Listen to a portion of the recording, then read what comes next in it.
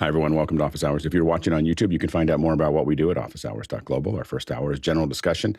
Second hour is usually something we want to spend a little bit more time on. Today, we're going to talk about yesterday's announcements at Zoomtopia. There was a lot that will affect us, and so we'll be talking a little bit about it and answering as many of your questions as possible. We also have the Zoom team coming tomorrow, so this kind of is our preparatory. We'll talk about it. We'll see more today, and then tomorrow we'll get to really ask some of the team some more questions, so stay tuned for that. Let's go ahead and jump into the questions. Lois, what do we have?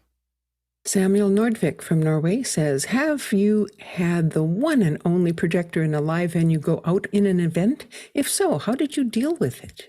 Good, Courtney. Well, not in I think in a live event, we usually have connectivity problems, and we usually wait for them to straighten that out. If the bulb goes out, and that has happened to me in a theater, they have to give everyone their money back because the projectionist has to dress up in this bomb-proof suit to change the xenon bulb, and it takes about 45 minutes to an hour. So you're not going to stop a movie in the middle. If you're doing a presentation, another thing you might be able to try is a lot of times there's a confidence monitor, which will be like a 50-inch screen that is facing the stage for the person making the presentation. You could always turn that around, put it up on stage, and go with that, as long as you still have a video feed to it. If it's something like the projector bulb or something has gone out on the projector that has failed, that would be how I would handle it. Other than that, you just have to have the person giving the presentation go, imagine if you will, and then describe the slides. Yeah, and really, I would think there's two versions of that question. How did you deal with it if you allowed that to happen? Which is, depending on what that projector is showing, have a good soft shoe routine that you can do, or, 20 minutes to stand up. The other version of the question is, how do you prevent that? And that's redundancy. Anything you're doing live, whether it's a presentation, you have to think, what am I willing to risk not happening? And if the primary focus is going to be what's on that projector, have a backup projector or be ready to do something without a projector. Yeah, go ahead, Mitchell. A lot of people would run two projectors on one screen. They could have it just to increase the light, or to have it there as a hot standby. But increasing the light would be the best, because the worst that could happen is you'd lose half the light. And like Jeff was suggesting, if all else fails, you could do a pantomime or shadow puppets. Yeah, on the largest events we work on, almost all of them have 2 to 4 projectors on those screens. So we've seen up to 4 to get the most brightness out of it. And what it means is if any one of those fails, you literally only lose a quarter of the light, which is, for most people, not even very noticeable, like if it actually happened. We've seen one projector fail on a 4-projector projection. Now, the thing that you need to know is that for that to work, you need professional level projectors. So these are, you have to be able to adjust them pixel for pixel to get them to line up. And what they do is they put up a grid, and that grid is that you'll see them just slowly moving it back and forth, and they'll line up each projector together until those lines, those single pixel lines, are perfectly on top of each other.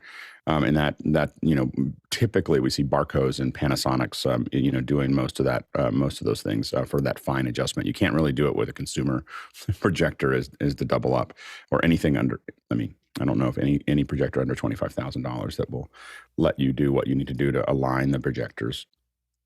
So that's how most people handle that. We have had projectors go out on smaller events, and almost every single time the speaker just took over and just gave a talk without the images.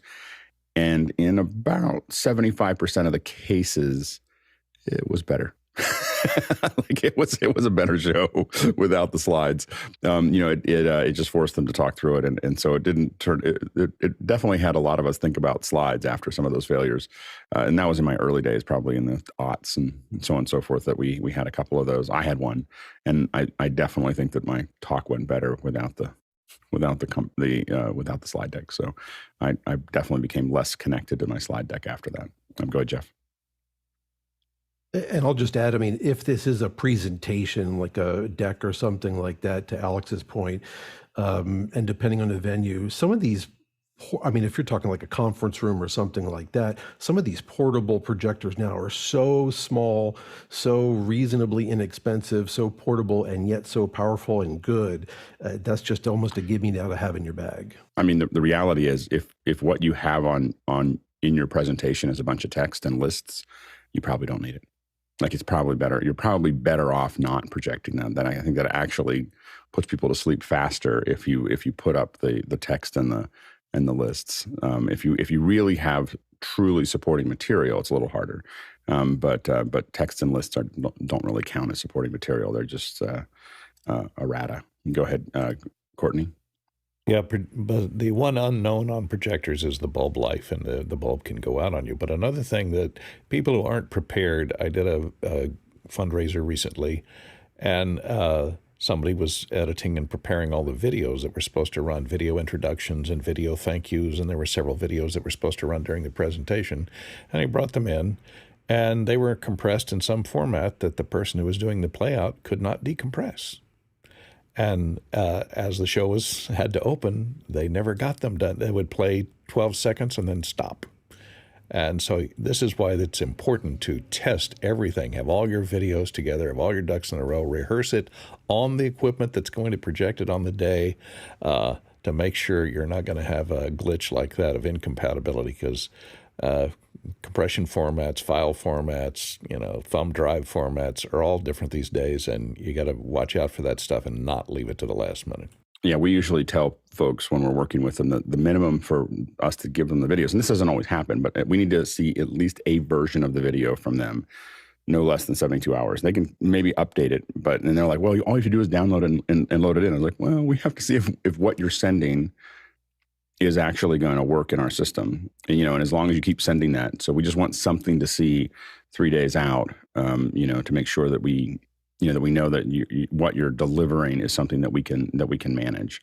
Now, I have to admit that we almost always have a host of machines, and that's one of the reasons we have a graphics person on almost every show.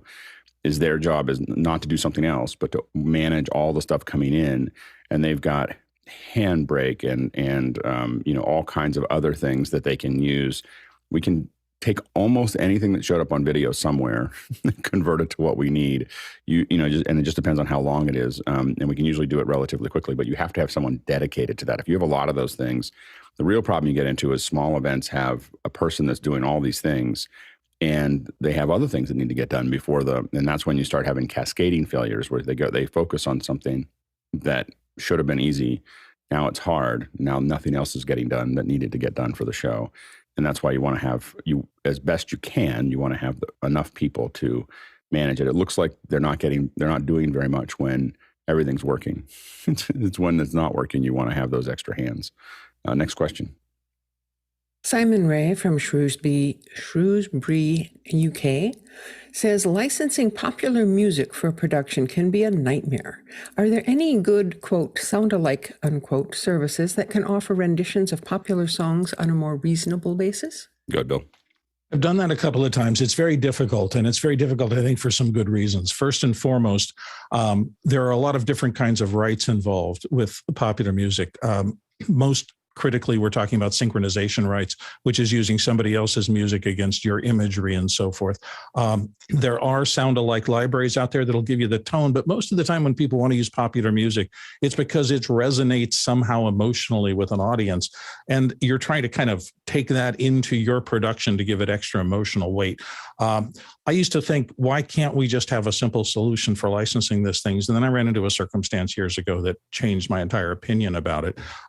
Somebody in a video group that I was a part of had decided to make a statement, and I support their artistic desire tremendously, but in this case, it worked out very wrongly.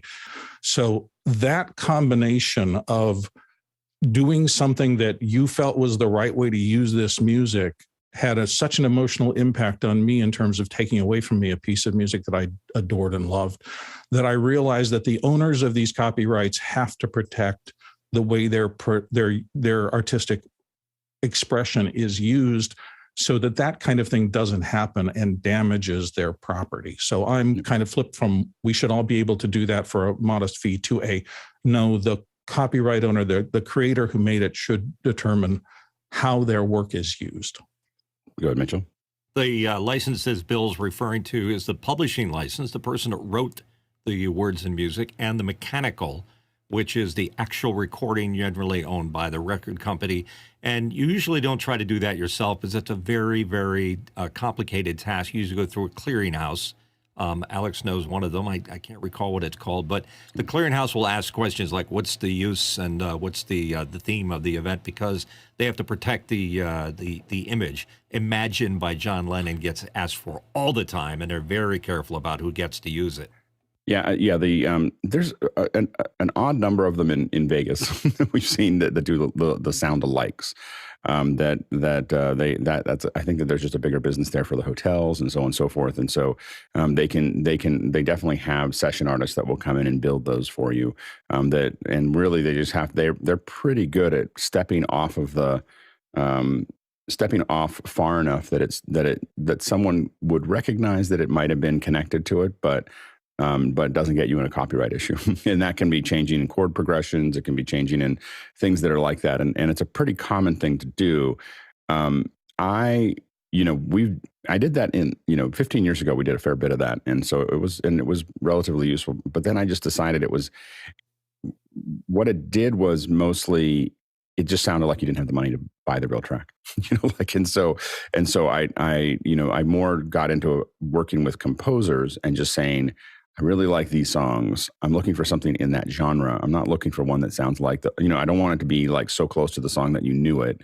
It's just, I just like this genre. This is the feel that I want, that I have there.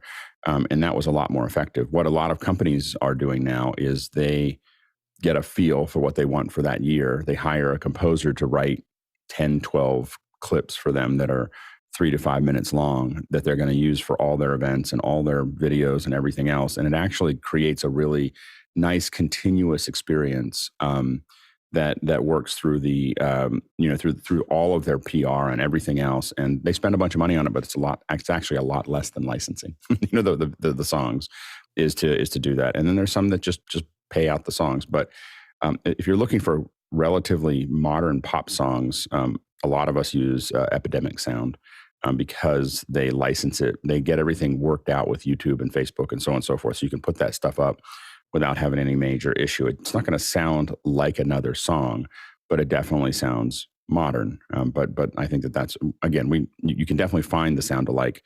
If you're looking for studios with cover service is what you probably want to search on Google if you're looking for that specifically. But it won't be that much less expensive than just hiring a good composer to build something that you like. Next question.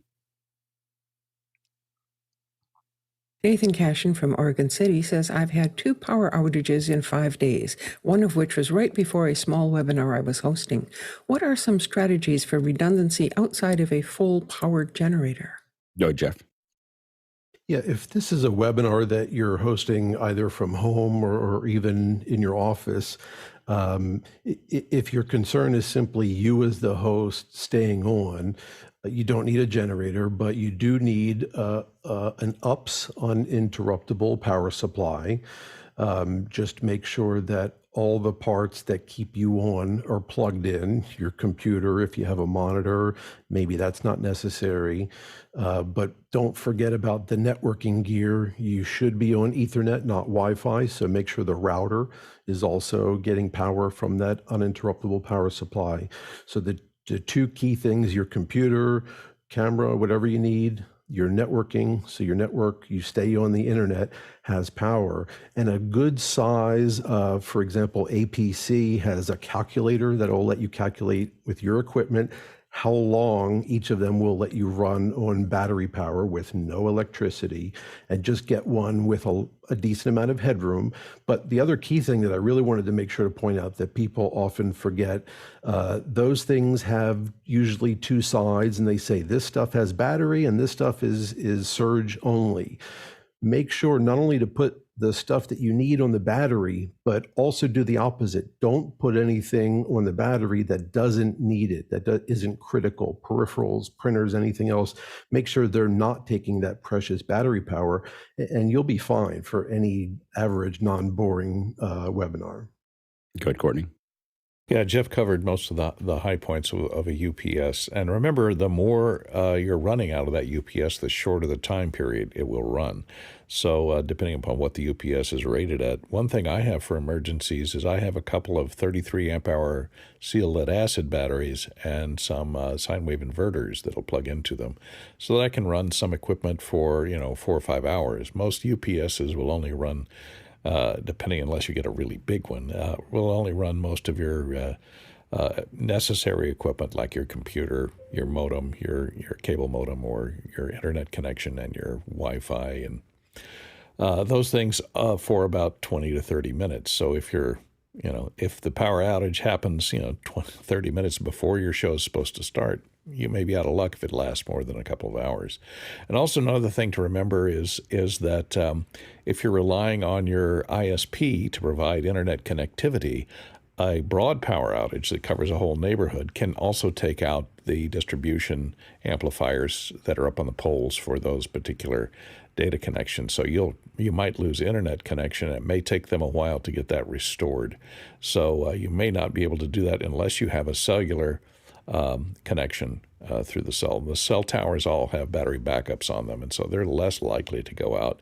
But in a broad power outage, everybody jumps on the cell phone, so that becomes extremely congested at that point. So it might be time to put up a little slide that says, due to power outage, we're rescheduling for another date.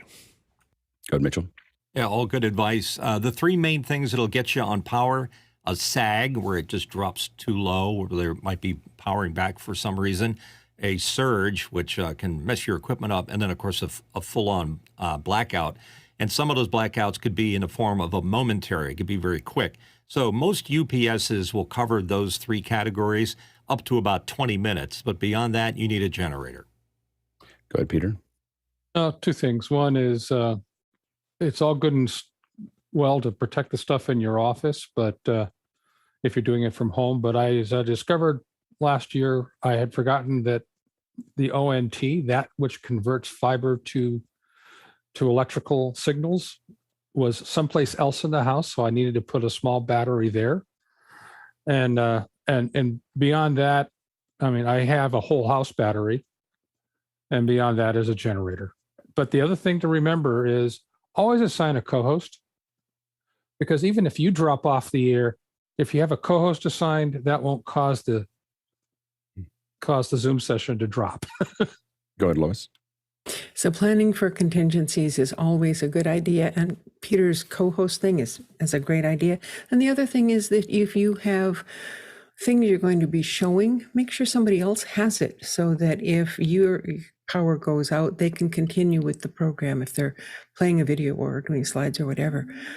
For me, if I am hosting something and I don't need all that other stuff, I'll just pull out my iPhone. I'll get onto the webinar through the iPhone. I'm still a host, and I'll explain to people that things are going to be a little rough today.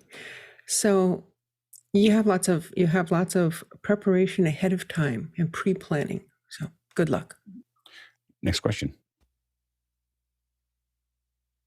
Douglas Carmichael said, what niche do you think Zoom's in? I think maybe yours didn't update. Try refreshing your page there. That's a second hour question.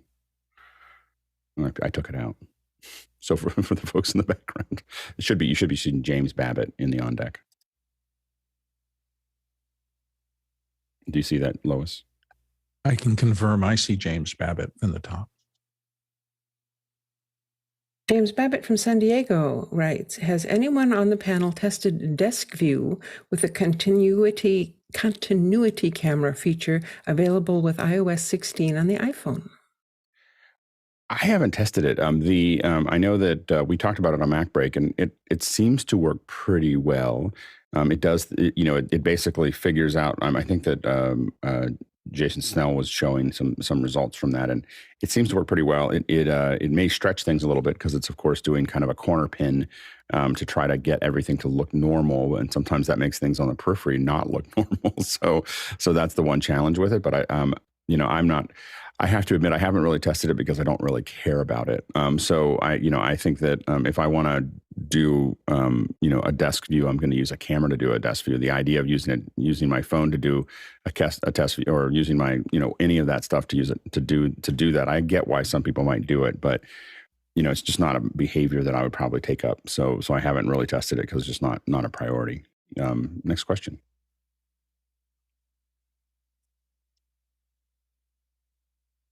Chris Reidner from Lafayette, Indiana says, LumaFusion now available on Android and Chrome, has a link to that.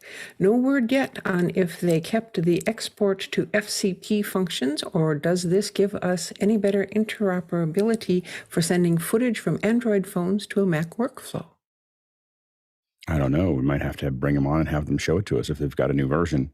As always, I think that the challenge is always, once you start to, as someone who's done a lot of cross-platform development, once you go into cross-platform development, the feature, the speed at which you can update features drops by like 10 times. So I hope that they're able to make the turn. A lot of people think that that's going to open up a larger market, and oftentimes it doesn't. It just creates a lot more trouble. So it'll be interesting to see how they do. Next question. Lois, you're still muted. I apologize. Alan Scott from Fredericton, New Brunswick, Canada. Has anybody used Locals? It's locals.com. I actually looked at it. I didn't recognize it. I've never seen it before. I think that it's an interesting. It looks like a social network where you can pay the creators. And I haven't seen it before. The question was asked, so it's probably still in its starting phases. Go ahead, Nigel. Yeah, I'm on Locals for my area, not for anything business, just personal. I have to tell you, I'm desperate to work out how to stop the emails. I get something every day, 2 or 3 times a day, either about a lost cat or something, and so I've never seen it used for a business purpose. Mostly just local conversations. Oh, so it's kind of like Nextdoor? Yeah. Oh, okay. For some reason, I thought it was more of a like influencer thing, at least the one that I went to, locals.com. It looked like it was more, there were influencers there that were, I didn't, because Nextdoor is exciting. I may be confusing the two now. I look at it. Locals looks like, I'm sorry. I think I may be wrong. Okay. Yeah. So it's this one looks like more of a, some kind of community driven around influencers. Go ahead, Lois. Yeah, I saw this question, went and checked it out. I could not find anywhere on there where it told me about the company. They want you to sign up, they want you to join, you want you to go do these things, but they don't say who they are, how much it costs, what you're getting into. I wasn't comfortable giving them any information, because when I looked at all of the Locals communities that they had there were a lot of radical communities there, and it says some of the people were saying, and this is why I'm on Locals, and it was like this freedom of expression. They're not going to shut me down for saying something bad. I mean, it was a very interesting place, but I don't think I'm going to go there. Go ahead, Courtney. Yeah, I looked at it briefly, and for some reason, Russell Brand seems to show up in about maybe he lives nearby. He could. It does look like a collection of silos. So, it doesn't seem to be very well moderated because it, collects a bunch of different silos or different collections of people who are all expressing their opinion. So it doesn't seem to be fairly heavily moderated. So it seems to be dangerous in that respect. I don't think I would land there. You good, Bill? I just looked it up on Google, and it's interesting. There are 4 different entries here, and all of them have the word subscription in them. Makes it simple for creators to start a subscription-based service, and it does this with subscription. So I think it's a play for people to build a community and make money off of it, which is what we used to call Patreon. so anyway, all right. Next question. Chris Widener from Lafayette, Indiana writes, double Twitter check marks, ? Won't this just lead to a new weird level of confusion? I've only recently started doing live on Twitter, and now with the uncertainty, I'm getting clients pulling back. Is anyone else seeing that? Go ahead, Nigel. Yeah, I'm not sure what the double Twitter check marks is. I will, when they allow the subscription, try the check mark. I thought it worked very well in the existing previous world for those that had it, and it didn't work for those that didn't. And I still believe in Twitter. I still think the idea is right. I joined it in 2007. I still think that the idea of creating a good community there is possible. And so I want to support this. And again, I know it's a bit of a wild west at the moment, but I think you have to look past the next 10 months and think about 5 years. Yeah, go ahead, Jeff. Yeah, politics aside, because it's unfortunate when that muddies up technical issues. The proposal right now, and this is all new, I mean, it hasn't even taken hold yet, so obviously premature to be making decisions like that, but the 3 tentative account statuses will be official, paid, and unlabeled. So they're going to make a distinction, but it's not going to be duplicate. It's one or the other, or one of those 3, a normal account, an official account, which means it has been verified, primarily that you're the real person, not all the impersonators, and then paid, which is someone doing some kind of paid promotion. So verification, identity is good. I don't see a problem with that. And then the other thing to remember, since the dawn of software, and frankly, for millions of years, our brains are programmed to react badly to change. And every time any piece of software changes since the dawn of software, people freak out. This is the end of X product. This is the end of X platform. And that's rarely the case. So I would encourage anyone, if what they're doing on Twitter is working, keep doing that thing, and we'll see how this plays out. Go ahead, Bill. I was in a place where I was looking at some CEOs who are weighing in on the acquisition, and the general feeling that I got was it's really hard to run one company well. When you get to the point that Mr. Musk has, where you've got 4 or 5 or 6, and certainly with 3 premier services, and you're trying to manage them all, it is incredibly difficult to do that. So my concern is just whether or not the attention becomes fleeting. It's when there's a problem, we'll think about it. But when not, I have to worry about SpaceX, or I have to worry about Tesla, or I have to worry about something else. And if it's a centralized organization, as this appears to be, I'm just wondering how their management system is going to work going forward in that kind of environment. I'm not an expert in it, but those would be my concerns. I'm staying kind of out of the mix for a while. Yeah, I think that they're. It really feels like the attempt is number one is there'll be an official check mark that says that they verified you, like truly verified. I think that was one of the problems everyone was concerned about when they first said anybody can just pay and be somebody else. I think that they should just charge. If you want an official one, you should pay $100 and show up some physical place with your birth certificate and say, I'm this, and pay for the cost that it takes them to support that. They put offices in every major city, that type of thing. And if you want that official thing, you have to go through that process. And then we have a check mark that actually matters. And then the other check mark is basically saying, well, I'm paying to be here. And that does really will. The challenge for Twitter will be the conversation might get actually much better on Twitter if you charge everybody $8 a month. And I found this in the past with social networks is charge a little bit and everything cleans up real quick. And so I think that it could be, but the problem is the influence of Twitter might drop pretty dramatically over time, just because there'll just be a lot less people, in it. So you'll probably, it could be I would say you might lose as much as 80 or 90% of the following. Maybe that's fine. Maybe 50 million people is enough, to make that actually work.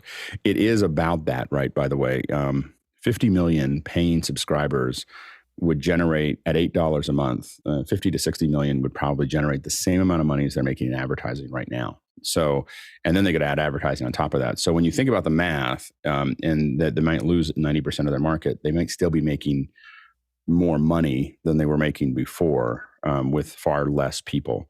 Whether it has the same cultural impact is up for grabs. Next question. And Tony Mobley from Noonan, Georgia says, can Peter share the use case for using Shoot Pro app with mimoLive? mimoLive. Yeah, go ahead. Peter, do you want to talk about how you're using it? Well, I'm actually surprised you asked the question because I actually am not using that with mimoLive. I'm using Video Pencil with mimoLive. And in fact, unfortunately, today I can't because I don't have the sandbox set up on mimoLive to enable to let me do that. And if I were to switch over right now, the back end folks would shoot me. I think they come. Right. Next question. And this is from Paul Walhus in Austin, Texas. What are video meetings like on LinkedIn? I have to admit that I've never done a video meeting on LinkedIn. So I don't think I have an answer for that. I will admit that I see that they've been out for a while. I didn't know they existed until you asked the question. So evidently, and I spend a lot of time on LinkedIn. So I think if you're deep in LinkedIn, and you really are embedded into it, it's good to have a service that does that. But otherwise, I think most people are just using Zoom. Go ahead, Tony.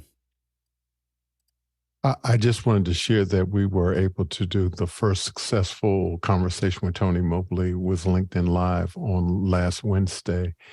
And so I'm excited about it with no issues at all. And it worked perfectly. And now we just need to get some people to watch it. And so I just wanted to share that. Cool. Next question. Tony Mobley asks from Noonan, Georgia. He asks, Alex, are you affected by the Affinity overhaul? I don't know what the Affinity overhaul is. People are asking a lot of questions today that I don't have any idea of. It's a different spin today. Go ahead, Tony. So Affinity or Serif has overhauled the entire Affinity range of applications. And so what they've done is they've created a discount of all of the services, and Affinity Photo, Affinity Publisher, all of them have been upgraded and they've tweaked them. And I was just curious, I only have the Affinity Photo application on my system, but I was just curious. I know that you do use Affinity Photo for some things. I use a lot of it. I just don't, I haven't seen anything new, I guess is the thing. And maybe they've launched it. I own all those products. And so I said I was getting rid of a subscription service, but I don't think I was paying a subscription for them. So I'm not certain how I slipped through the gap there. The updates that it has there look pretty good. So I'm not certain of exactly how that's working. Go ahead, Bill. This looks like it may be a shot across the bow of the Photoshop model, the Adobe model.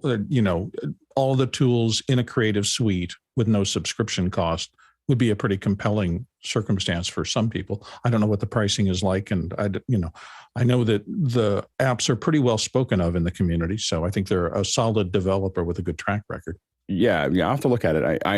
I use Affinity Designer and Photo every day. I use Photoshop maybe once a week now. So I think that they've done a pretty good job. They've probably had the one. There's been a couple of these, and I think that the Affinity was just the easiest one for a Photoshop user to move to. Like that was and the reason I moved to it originally was not because I was trying to replace Photoshop. It was because they had a little tool that let you take spherical images and reproject them so that you could do cloning on a sphere without any convolution kernels. So it wouldn't rewrite the image. It would just let you do the mapping. So when I was doing spherical pictures, it was easy to get rid of the tripod. That's the only reason I used it. I bought the program just to get rid of tripods, and then just started using it for more and more things over time. Go ahead, Tony. Yeah, it seems to be a bigger push now for it to be able to use on the Mac as well as the new iPad. So I think that's the central focus on why they're doing the overhaul. I have to admit that I've never used it on the iPad. So I've only used it on the Mac. So yeah. So anyway, all right, next question. Chris Widener from Lafayette, Indiana writes, for a traveling team, what would you recommend for sharing location check-ins to a publicly shareable map? We want people to come meet with the team on site. Go ahead, Courtney. I like to use Google Maps because it's cross-platform, so it works with iPhones, iPads, and Android, and you can even monitor it on your computer. If you go to Google Maps Help, they have a whole section there on how to share your location real-time with others. You can assign a group of people who can monitor your availability and your sharing. It'll even give you an ETA. And it has little tabs here on using it on your computer, how to do it on your computer, how to do it on iPhone, how to do it on Android.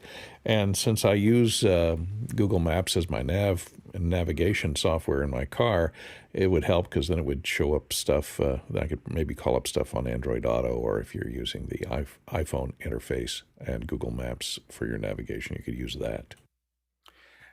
There's a lot of options with Google Maps when it comes to the developer tools as well. So you can do a lot of things where I had to visualize where 1,000 locations were, and there's tools that will let you just import a CSV, drop it in, and it'll just put pins all over Google Maps for you, and just drop those pins on, and it's a really great way to kind of visualize where things are and what they look like. So I think that I agree with Courtney that Google Maps is probably the best as far as how to make those and publish them. Go ahead, Peter. The one thing I would add to that is, depending on how you're trying to publicize it, I've used Google Maps in conjunction with QR codes and actually printed out cards. If you want to see us, go here. And it's hard for some people to actually look at a map and say, where is go here? But if you give them a QR code that will take them to a Google map that will then guide them to where they need to go.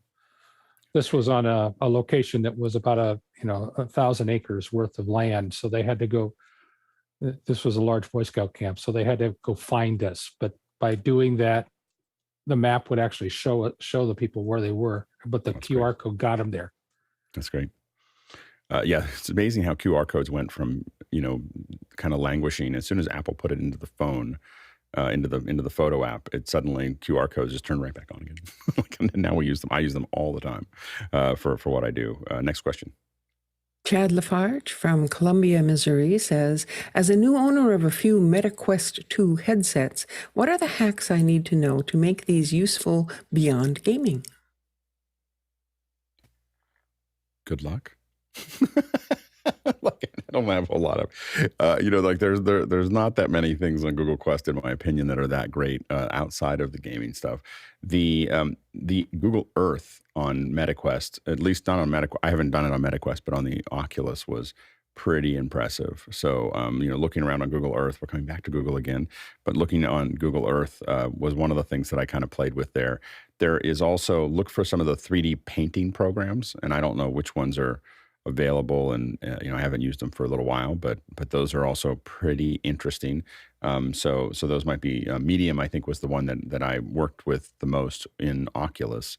But I have to admit that the problem for the MetaQuest for me was that I wear glasses, and I have a family that all wants to use them, and I would put my glasses in underneath them so that I could see what was going on, and it damaged the glasses over time. And I just didn't want to go through putting the lenses in and out, so I just stopped using them. I've never gone back. like it's just like that's the. And I think that I don't think that the reason I bring that up is that I'm not sure that I'm not. I talk to other people and they make the same decision. I don't want to buy prescription lenses for my Quest.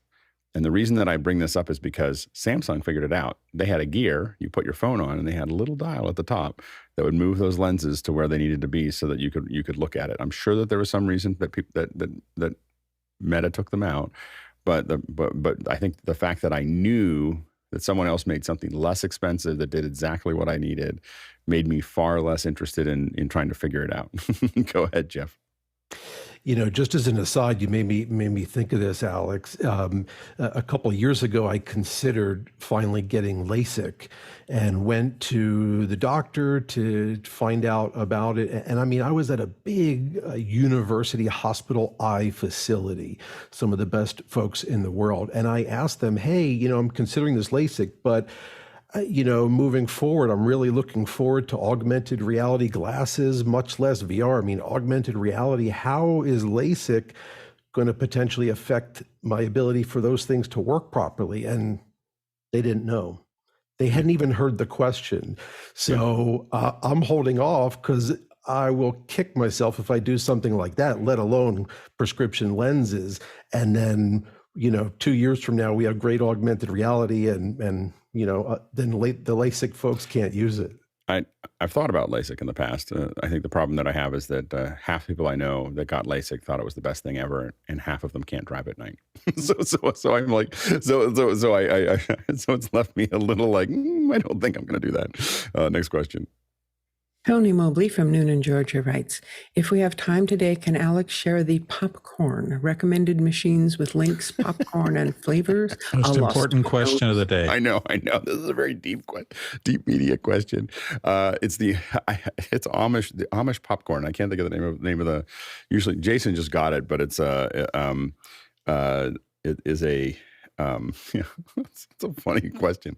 The Amish I use it's Amish popcorn, and specifically the mushroom popcorn is what I get. It's what they use at movie theaters or not in the movie theaters when you get caramel corn or whatever at a thing. That's what they make that for. But all the Amish popcorn on Amazon is pretty. I'm trying to find it really quickly while I talk. You need to know mushroom is not the flavor, it's the shape, right? Yeah. Exactly. There's no flavor to it. Yeah, it's Amish country popcorn, and it's mushroom popcorn kernels, but you can also get lots of different ones. You get a sampler. They have a variety bundle, and it's really fun to see how many different kinds of popcorn there might be. Once you start getting the Amish country popcorn, you will stop getting everything else, because you'll realize that measuring popcorn by how many kernels popped is a horrible way to decide what you're going to eat. It would be better if you measured it by taste. I'm just saying, like we figured out, like Orville Redenbacher figured out how to have all the what he measured. This is an interesting thing that we should all pay attention to, is that you don't measure what matters. What you measure matters. And so what Orville Redenbacher did, he didn't measure by taste. He measured by how many of the kernels popped. So we're eating something that we wanted to taste like something, but that was not the measure that the popcorn was made by. And almost all of the popcorns that you buy at a supermarket, it was made, and I find this fascinating, because I think it was media developers want to pay attention to this. I was watching Chef's Table. If you haven't seen Chef's Table, it's in my opinion, one of the best series on Netflix. And Chef's Table, it just follows these, crazy chefs, and they're really amazing. I mean, they're crazy effective. But they're all kind of rebels, and they're all kind of thinking through things, and they're all edgy, and they all. And one of them was talking to a guy who develops new strains of things, for supermarkets and for big farms. And he wanted a squash that was smaller and had more rich taste. He said that the squash that I'm buying is too big, so I have to, it's not good for one meal. I want it down to small enough that it's one meal, and I want it to be super rich in taste. And the guy said, no one's ever asked for that before. like no one's ever asked for it to taste better. They want it longer shelf life. They want it to be more. They want it to pack better. They want it to, like all the, those are the kind of things that they care about. They don't care about the taste. And so, when we make things, a lot of times we can get caught up in the logistical requirements of doing it as opposed to the experience requirements of doing it. And I think that's a good lesson for us as media developers. But to get back to this, it's the Amish country popcorn and the Whirly Pop popcorn popper with the Metal Gear copper. That's the one that I use. Go ahead, Courtney. One tip that I have, and by the way, I did order the 6-pound bag. It's the way to go. 6 pounds. And I have it, and I'll be eating the mushroom popcorn for quite. And what's confusing is on Amazon it lists the flavor name as mushroom. It's not the flavor. Yeah. It's not mushroom flavored. But the way I cook it is I pop it, and of course popcorn works by, the moisture inside the kernel heats up to its flash point, and then pops as it releases the steam and the moisture inside the kernel. So I like my popcorn fresh and crunchy. And a lot of times, freshly popped popcorn is still kind of a little moist because that steam hasn't all escaped from the popcorn popper. So I'll put mine back in the microwave, put a couple of pats of butter on top of it because I don't cook it in oil. I cook it in microwave without any oil. And I'll put a couple of pats of butter and cook it on high for another 2.5 to 3.5 minutes, and it toasts it. It melts the butter and toasts the popcorn, but you got to watch it very carefully because you go too far and it'll catch on fire and burn. but it takes out that excess moisture. It evaporates that excess moisture, and it brings it back alive again when you think your popcorn has gone stale. Go ahead, Mitchell. Speaking of burning popcorn, if you ever burn it, you will never eat popcorn again.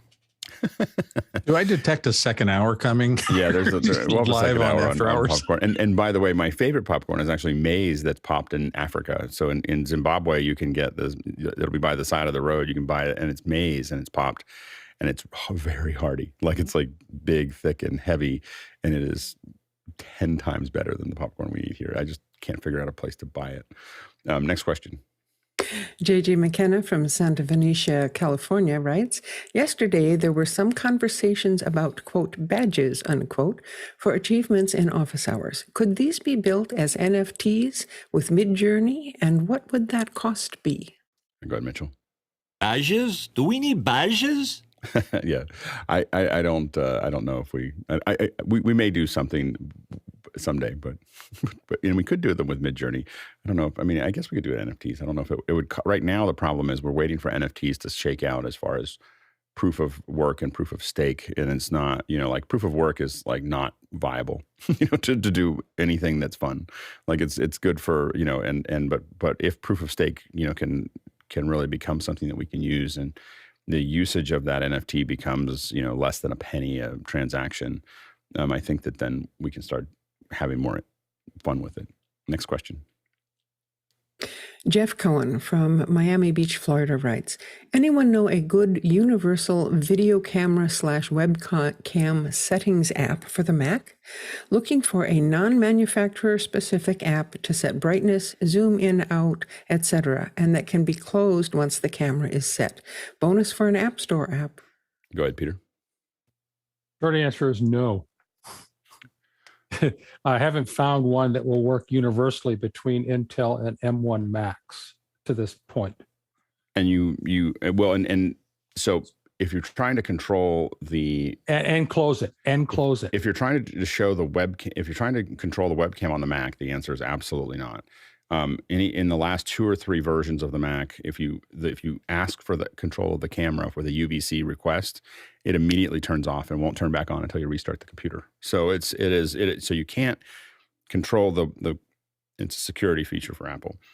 You can control external ones like this with things like webcam settings, and I haven't tried webcam settings, I admit, on the M1.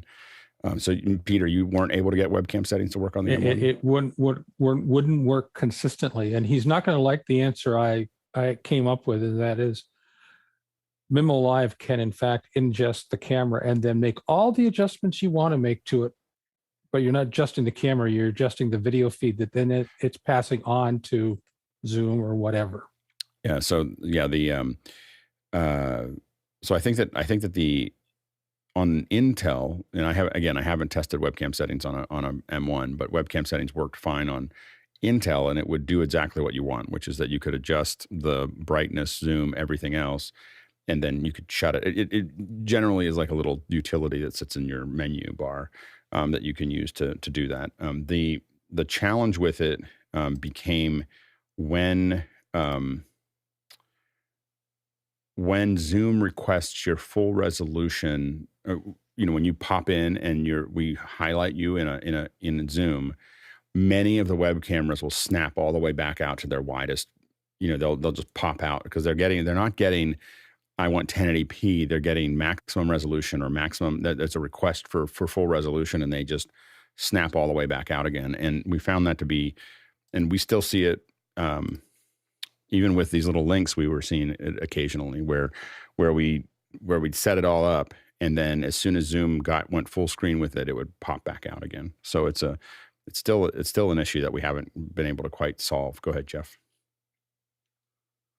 And webcam settings is that App Store app, right? Yep. I think that we probably all find. Okay, yeah.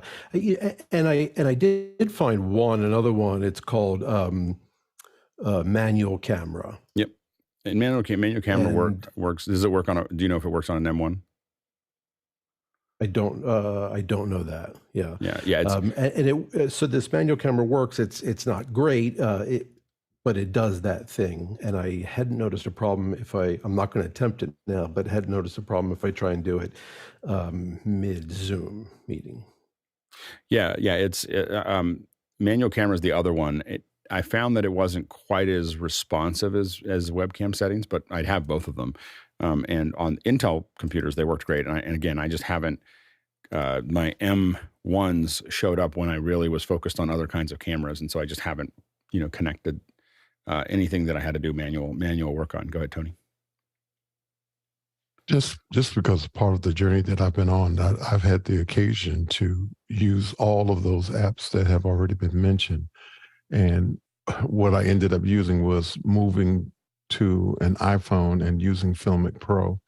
And that has been the most successful way for me to do it, with the exception of now this week, I am now using the Shoot app.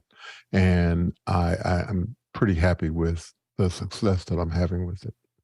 Your sync looks a lot better. Did you change something? I did not. Interesting. It definitely looks better than it did before. It's an interesting thing. Next question. Douglas Carmichael writes, Alex, you mentioned Handbrake as a utility software tool for converting video files. What utility software products would you recommend having available for every show? Go ahead, Bill. Handbrake's been around forever, and it's a great program. And it's open source, which means there's a robust community that works on it and keeps it going. So as things evolve, it kind of keeps up with the times. I think the other program for me in that same classification is VLC, Video LAN Controller. It's been around forever, and it's one of those things, if you don't know what a video file is on your desktop and you want to open it, you try VLC and Handbrake, and one of them will almost undoubtedly open it and be able to transcode that into something else. So those are the two big open source pieces that I always rely on. Yeah, I'm trying to think of the things that we absolutely install. I mean, I know that for on site, maybe not in every computer, but on site, we all often have Softron. Even though we use HyperDex a lot for playout, we usually have a couple, either one or two versions of Softron on the air there, because it means that we can grab any file and start playing it out. And we know it's going to be reliable. It's going to do what it needs to do. And so that's a utility. It's a pretty expensive utility, but it's a utility that we find useful if we get last minute files that we have to, we can't process. Again, Handbrake for grabbing onto stuff. I mean, Handbrake is a front end for FFmpeg, so you could script, the conversions of it, but it's easier to give it to somebody and just have them do it. We generally have a copy of Photoshop, that's there. Someone's going to give you a file that you need to manage. So Photoshop and oftentimes Illustrator are there. Also, all the computers will have Affinity Photo and Affinity Designer to open most of those. But if there's any issue with them, we always want one computer that can manage that if it needs to be there. I'm trying to think of other things. I mean, we have, typically we have a lot of other tools that, but I'm just trying to think of the exact ones that we really worry about. But those are the ones that I probably pay the most attention to. Of course, we have Keynote, we have something that can read a PDF and deconstruct it. So, oftentimes Acrobat or something like that. Someone's going to give us a PDF. I got to get an image out of it, or I have to get the text out of it, and I need something to grab onto that. So those are some of the other things that we tend to think about. Next question.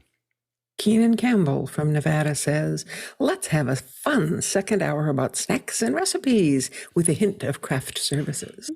I think it might be an after-hours discussion. A lab might make more sense. Go ahead, Mitchell. Keenan, I see what you're doing here, and any discussion of food tends to go right to my waistline. I'm already trying to get over the popcorn discussion. But speaking of food, I really love the Stanley Tucci Discovering Italy show that's on CNN. It is magnificent. It's well-produced. Stanley is an excellent host. And when I see the food, I just go crazy and call out for Italian. Next question. And Chris Widener from Lafayette, Indiana, comes back. For each of the cities that the community assessment teams visit, we want a real-time map of their movements.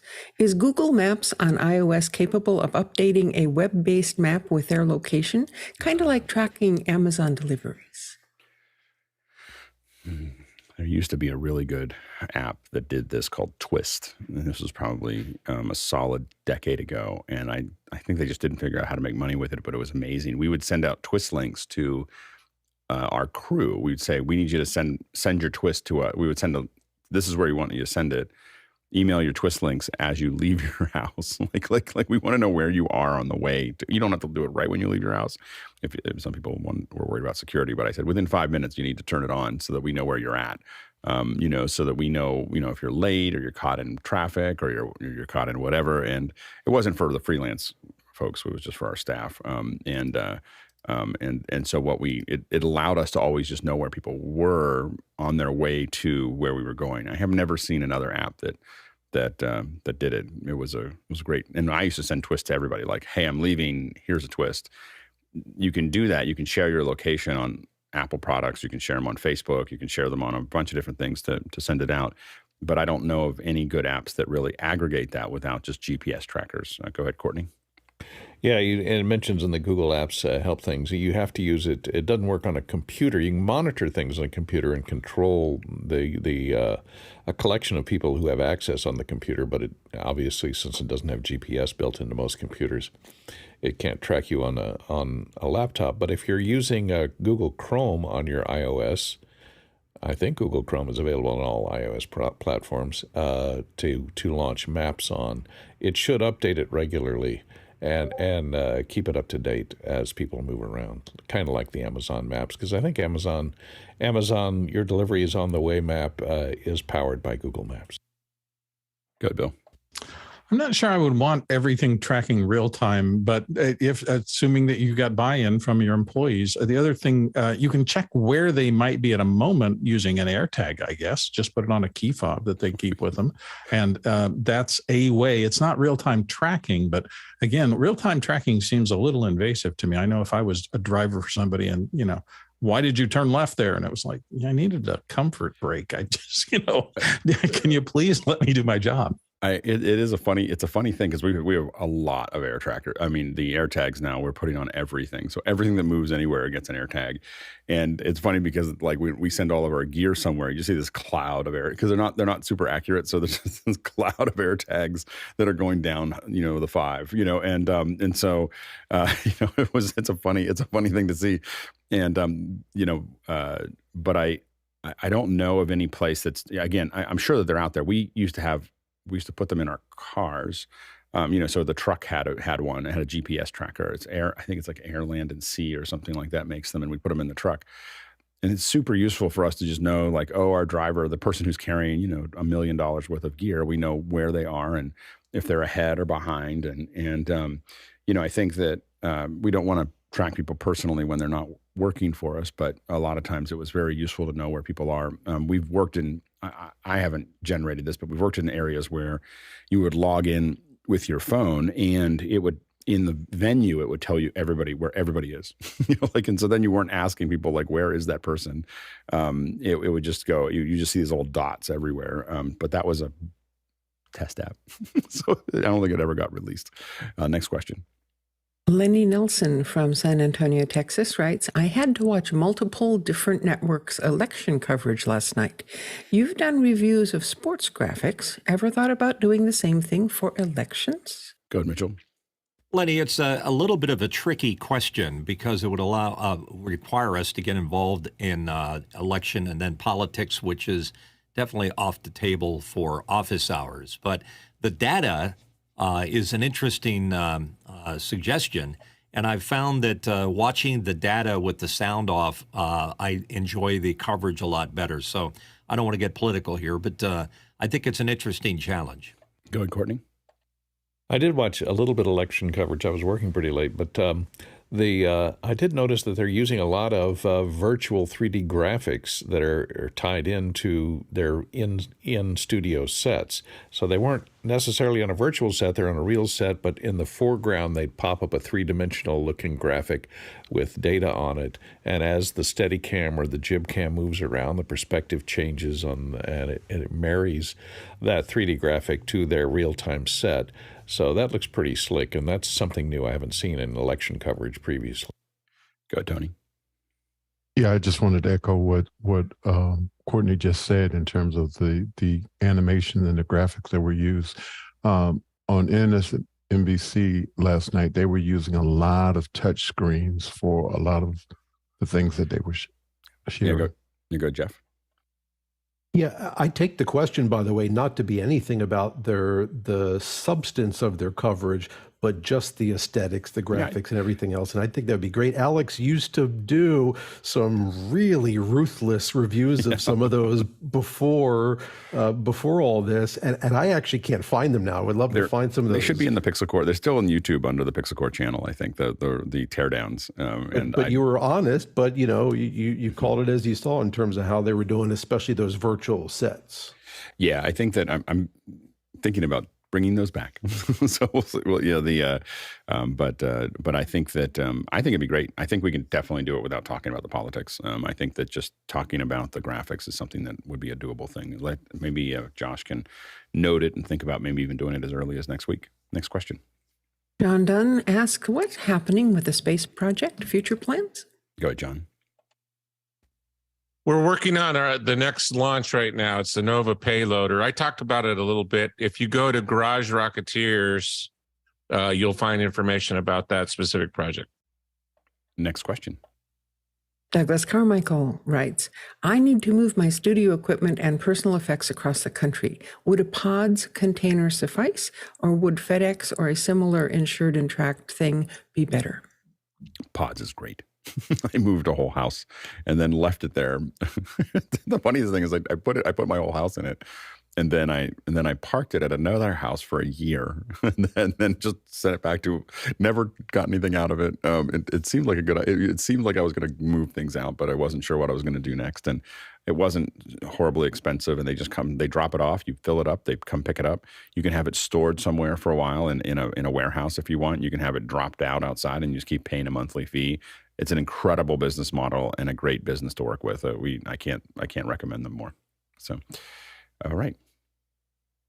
We are now changing subjects to talking about yesterday. Yesterday we had there was the Zoom announcements. We had a product keynote, and of course, Zoom. We spend a lot of time in Zoom, and so we're very conscious to any changes that they make, and they made a lot of changes to what they're doing. I would normally say that the panel will do a roundtable, but we've got so many questions and no hands up for the panel discussion, so we're just going to keep moving. Let's jump into the first question. Mike Edwards from Brooklyn, New York says, morning, guys. Can we do an office hours recap of the Zoom announcements yesterday? What piqued your interest? I mean, I have to say that there's a lot of it, of course, that I didn't care about. The parts that I did care about, of course, were the dealing with some of the Zoom apps. You may have noticed that Commenda, which is the sister app to Mukana, was in the keynote. so our the panel view that we use here is we've ported part of it into Zoom, and so that was mentioned in going by. SPX, of course, was mentioned as one of the apps that was there. So congratulations to Uomo. And then, of course, some of the stuff that we're pretty excited about are, the double-ended recording is going to be really interesting. I think that for those of you who have been using Riverside, you might want to watch that channel. So this is basically what a double-end recording means, is that it can record both ends of the conversation and then upload those in the behind the scenes. So it's just another recording option that you'll have. For a lot of us, it's really important, because if someone has Wi-Fi, or if they have a non-integrated connection or whatever, we can get the local recording from them, have it sent back to us so that we can compile it. So if you're doing podcasts, it's a pretty exciting solution for getting interviews and so on and so forth. So I think that the double end recording is pretty interesting. I think that there is a lot moving, and I think we're going to definitely want to watch. I know there's another question coming up here, but I think we definitely want to take an eye on both Andy and Sam's presentations this morning. We're going to we're going to watch it together this morning, so we'll be doing that in after hours. But I think that we're going to see more details around some of the show controls and design, and they're moving a lot of the tools, a lot of basic broadcast tools into the application, so I think that there's a lot of really interesting opportunities there. Go ahead, Mitchell. Yeah, the fact that they're doing all these Swiss Army knife type applications that certainly suit our business is too good to be true. I mean, I don't know what to say. But seeing a Mukana knockoff showing up in there, or it's whatever it is. It's not a Mukana knockoff. Okay, I don't want to call it that. All right, sorry. So we did it, so it's, yeah. Okay, so it's not. But seeing all these production tools means that Zoom now embraces the production community, and that is very significant to our business. Yeah, go ahead, Courtney. Now I'm just going to ask Alex how it works. On the double-end recording, do they timestamp each of the ISO files so that you can sync them up easily for the... I'll be honest, I haven't tested it yet, so I don't know. I don't know exactly how it works. So the other thing...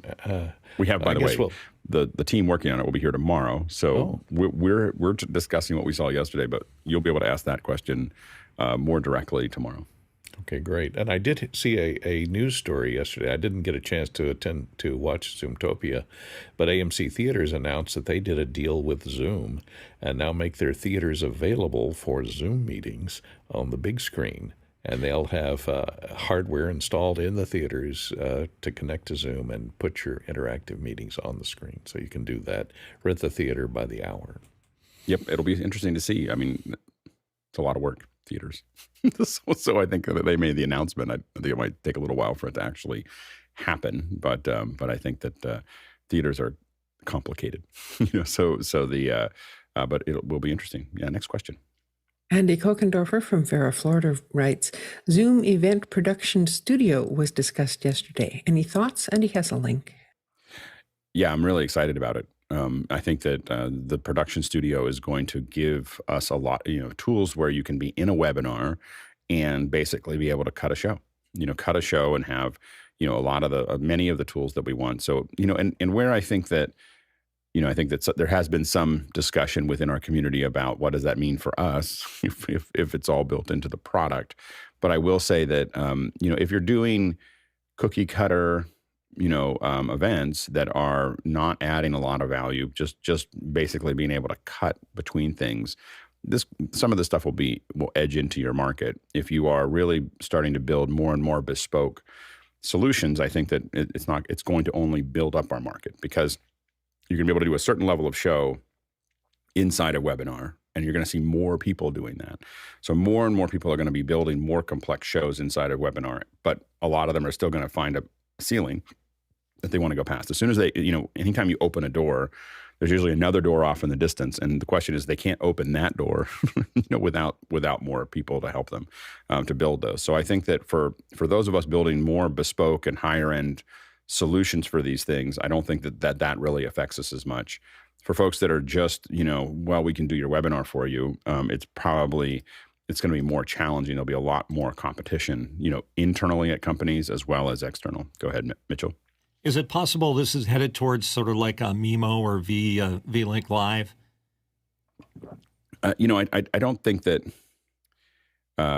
again, I think that there's a lot of things that you can do inside of Mimo or inside of, eCam and other things that are going to be much more complex than what you can necessarily do inside of the production studio. But I think the production studio is welcomed into the sense that you can get past the vanilla look of a Zoom event or a Zoom, so you're moving much more to something that feels more produced and feels better, and I think that that's really important. I also think they should probably think about getting rid of the word webinar. I think that's been ruined over the last decade. but I think that it's going to make it feel a lot more professional. And again, I think that for many of us that are building higher end solutions, I think that it's only going to build more demand for our business. But if you're doing something that's more basic, it could be a little bit more challenging. Go ahead, Bill. One of the things most interesting to me in the early part of it was their talk about moving more into the customer service side of things rather than just adding it as a technology that you have to figure out. More people who will help. I do think there are a ton of people out there, and I see them in my corporate practice of regular video production. They're just clueless. It's whatever IT says is what they're forced into using. And the possibility of having a service team behind the actual product so that there is a point of contact. I know that a lot of the young men and young women I work with who are the facilitators in corporations have been feeling for the last couple of years like they really have to stretch themselves because they're out of their comfort zone and they don't really know how these technologies work.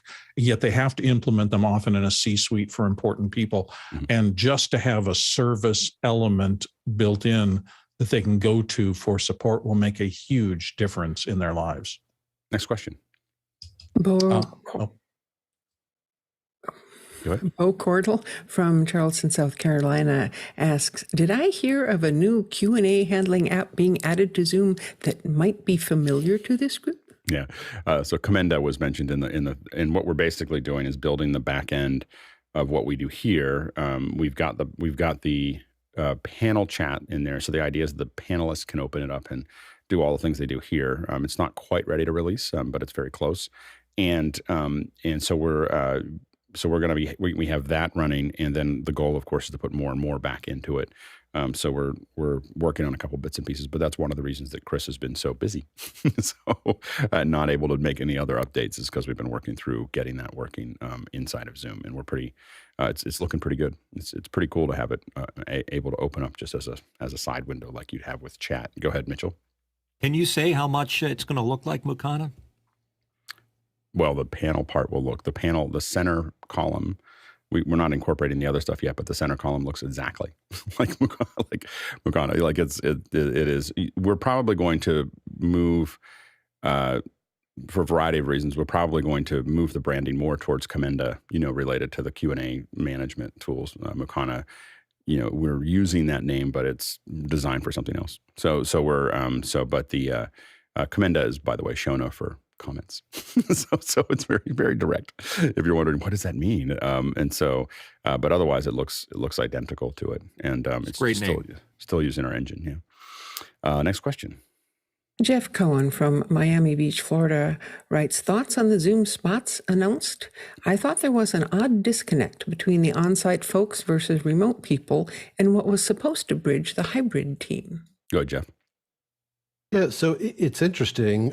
I actually think a lot about this, especially, Alex, since hearing and thinking about your perspective. You talked about more so for events, of course, but the remote first versus hybrid way of thinking about this.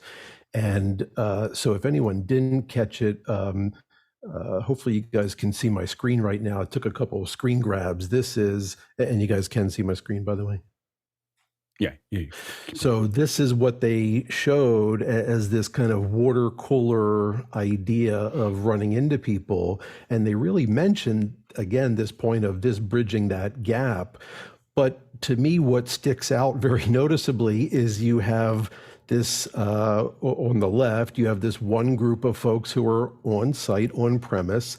They're having their own little thing, and presumably this would mean they talked about going into this room and they would have had to have even enabled this, turning on Zoom or if it's persistently on. Then you have the separate remote folks, and then, they're not together. And then next slide, we popped in. It's very noticeably, you have interrupted these folks and we're a separate thing. So to me, this kind of missed the mark in terms of actually bridging that gap. And I'm curious if anyone else had that same thought. We've been doing things that are very similar to this for a decade. In my previous company, and where we had rooms just open, we had cameras just opened with mics that were sitting in different rooms in our offices. and you could just walk in and start talking to each other, and it worked really well. I'll be honest. I mean, it really was effective at being able for people to be able to just jump in and say, "Hey, Greg, I need to talk to you about something," and he'd hear it somewhere and walk over and start talking to him. He's in DC and we're in San Francisco, and so it was something that we've used in the past, and I think that Zoom Spots is pretty interesting. I think it's very similar to After Hours in a lot of ways.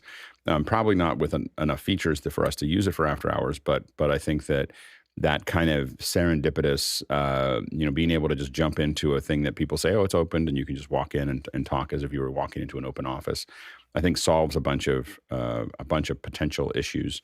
And you can always just drop out if you don't want to be in it. I mean, I think that what it does, and what After Hours points towards, and what Spots continues to kind of go down, is the ultimate water cooler or the ultimate open office, which is that you have an open office that you get to intentionally decide, I'm there or I'm not. I'm going to go into the office.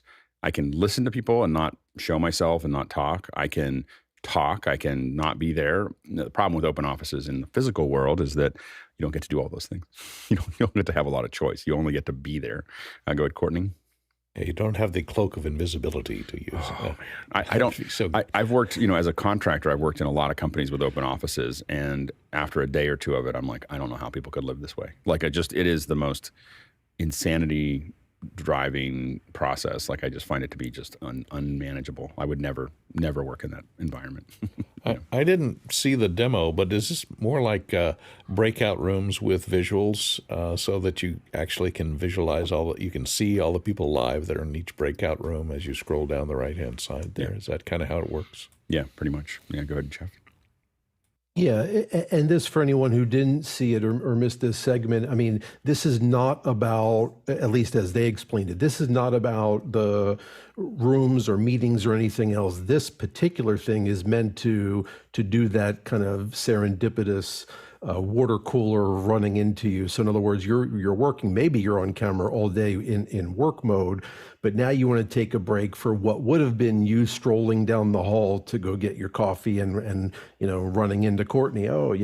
And so you place yourself in that mode. I'm going to hang out in Spots now. Maybe I'm working, but I'm just, here, like Alex said, for anyone to come by. So, and I want to be clear, I think the promise for this, I think is fantastic.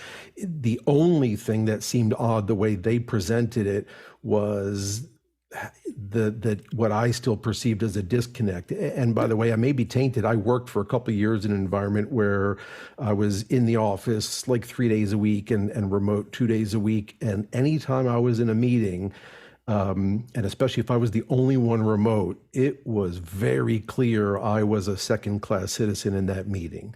So same thing kind of struck me about the way they presented, and I think there's probably some better ways maybe to blend it. Even like, what's on Twit, where each remote person is actually on kind of a kiosk with a monitor, and that's a physical representation of that person. Yeah, I mean, I think that I have to admit that I prefer, if I was going to build something today, I would build single unit things that people can work in that are quiet.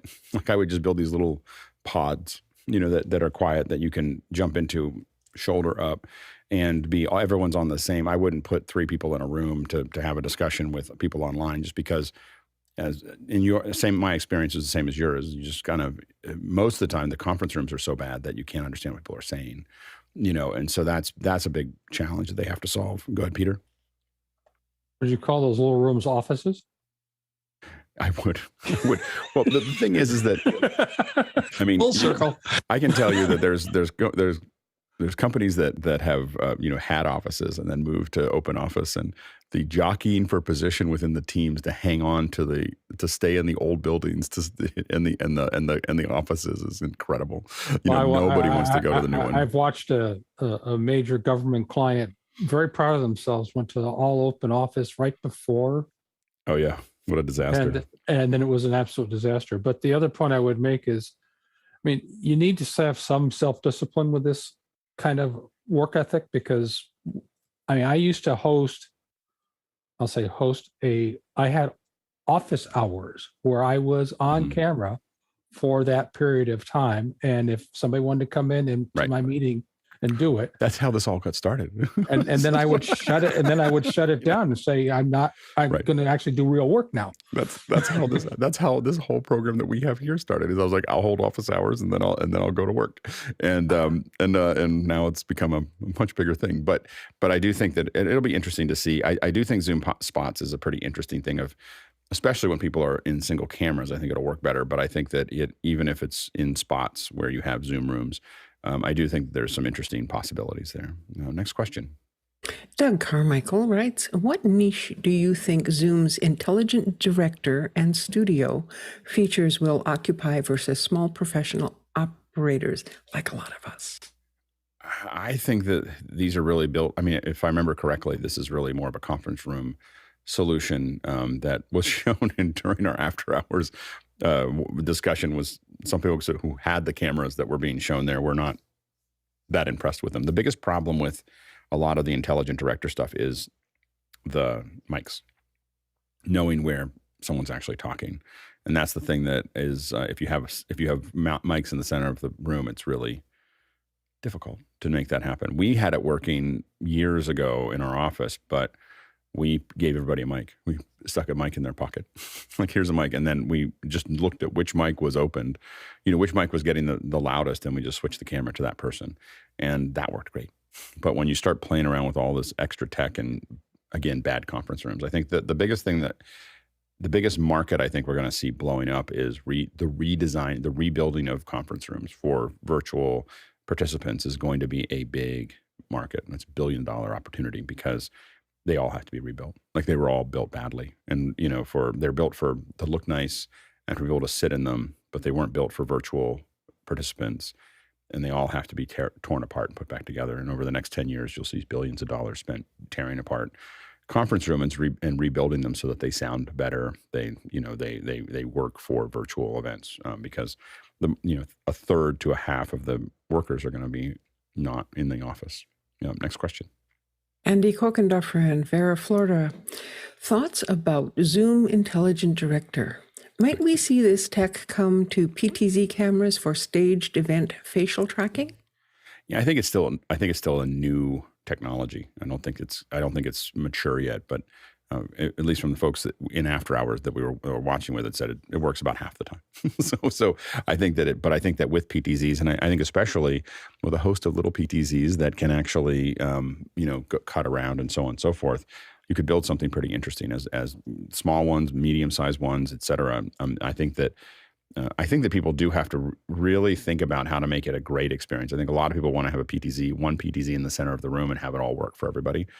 And I think that you really have to think about more PTZs to really start to get an experience that people enjoy. Next question. JJ McKenna in Santa Venetia, California writes, after viewing a few of the sessions yesterday, including the close by Timbaland, it doesn't seem like Zoom is using their product as well as they could. Any idea why they might be embracing the old in-person model? It's hard to answer that. I do think that that there's an opportunity, and I think that for us, the opportunity over next year is to start to prove what those models would look like. I think that the world is not ready for what's going to happen, just yet. And so them telling everybody it's going to be all virtual or digital first would be very hard for people to swallow. So I think that people, in the current temperature, people would, I think, still are clinging to the past. Go ahead, Bill. Well, I was just going to note that I don't think people who are not in the production business and don't see the backstage effort it takes to put on an in-person concert style show. That is a very complex organism. And there are plenty of professionals out there who have been doing it and solving those problems so that it can be a good experience for an audience arrayed in front of a performer on a stage doing their performance. When you start saying, we could do it differently, you don't have that cadre of professionals who know how to set up front of house monitors and understand mixing for live versus broadcast and things like that. And it's going to take a while, I think, for new producers to come into this new virtual or I hate to use the word hybrid space, and get the balance right. And so I think you're seeing traditional concert producers doing things that are shown out elsewhere. Yeah, I mean, I think that as far as the sessions go, I think that I don't know about the concerts, but as far as the sessions go, I think that they could probably be more aggressive in what they're doing. Next question. Douglas Carmichael writes, could the after-hours always open water cooler model be implemented as a Zoom spot? I don't think so right now. I think that there's things that we're doing with it, like the test pages and some of the labs and everything else, that would be a little hard for us to do as, inside of spots. So we definitely looked at it, and I don't think that it's quite ready for what we're doing yet. I don't think that, I'm not saying that it will never be something we would use, but I don't think that the current implementation of it would allow us to do some of the stuff that we do right now. Next question. Paul Walhus in Austin, Texas writes, Zoom One Pro plans are being discounted 17% with free whiteboard. Can current plans get this discount when they renew, or will they have to pay the full price plus pay for whiteboard? And he has amounts in there. No idea. No idea. We're more of a tech discussion than a cost discussion. Next question. Stan Chan from San Francisco, California writes, Riverside has 4K double-ender recording capabilities. Will Zoom's double-ender recording capabilities support that use case in the future? That would be a great feature. Yeah, I don't know if it'll do 4K. I don't know if Zoom will support it. I'm sure that 4K might be somewhere in the future for them. But I think that most people are looking for 1080p. So I think that, the Riverside, it's great that they can do 4K. But I would, I'd with the announcement that Zoom made, I would hate to be a stockholder in Riverside. So that's all I would say. Next question. Jeff Cohen from Miami Beach, Florida. Anyone else completely distracted by yesterday's non-stop river of animated Zoom reaction emojis? In their equivalent to taping someone eyelids open, they disable the ability for viewers, on mobile at least, to hide them. Go ahead, Jeff. Yeah, so it really was the case, and what stood out to me, and so I was on the go, I was watching it on mobile, and it was nonstop, and it kind of defeated the purpose in my view. The reactions are great where they're mostly not there, but someone says something really cool or announces a new cool feature, and then you kind of get to gauge the reaction, the equivalent of applause to those reactions. But when they're nonstop, literally, then it loses any meaning, frankly, and it was just distracting. For me, at least, distracting to the point where I dropped out of Zoom and went to YouTube to watch the live stream on YouTube, because they did disable. We normally have the ability to say, I don't want to see it, and they disabled that, it would appear. So I'm curious, maybe if anyone knows, can a host right now, mid-meeting, I know a host can set this up ahead of time, whether or not you want to have reactions, but can a host intra-meeting kind of turn it off, turn it back on? In other words, keep it off, but then if there's something, you want reactions to, turn it on. Yeah, I have to admit that I greatly dislike reactions. So I'm, as a someone who's just easily distracted, I try to minimize the number of things that are happening in the screen in front of me. So I think that's the real challenge. Go ahead, Bill. I watched it in the office hours watch party, and I did the same thing. I started looking on how to turn all the things that were popping up and distracting me off. Through the help of the people in the back end and all of our great community, I was finally able to get them all off. So it is possible to turn them all off. Some of them are overt and you know where they are. But like any new service, getting to learn how to operate it, where do I go to turn off this pop-up that's annoying me? It took me probably 15 minutes to get it the way I really wanted it. And to be clear, their documented place where you are able to do this, again, I was on mobile, was not there.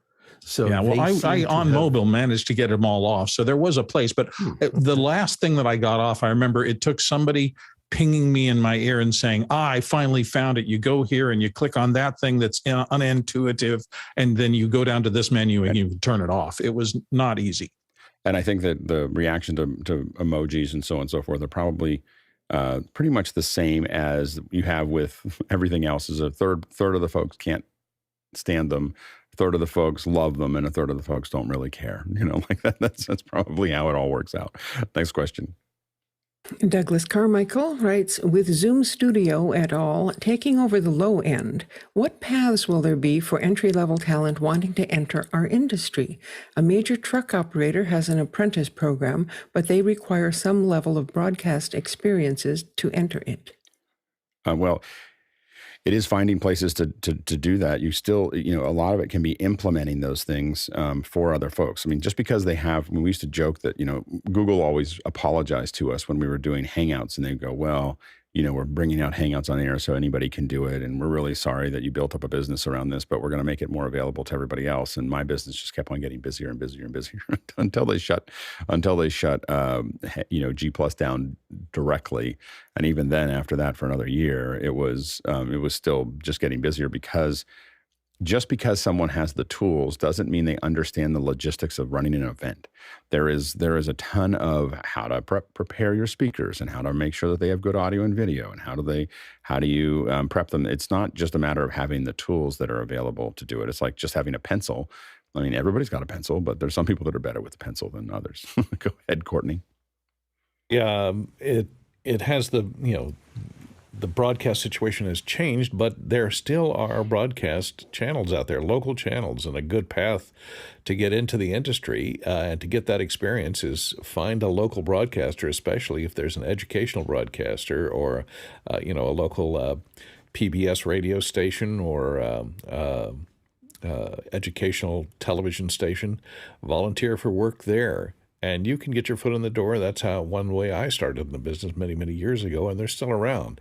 And they have even more requirements for people, because they also now have to support their online internet-facing broadcast section. So, they'll have a broadcast desk at a lot of news, local news organizations that they have to man 24 hours a day, and it's live on the air on the internet, even though they're not broadcasting. So they have a need and a high turnover for a number of people. So that's a good place to volunteer and get information and get experience, as an intern.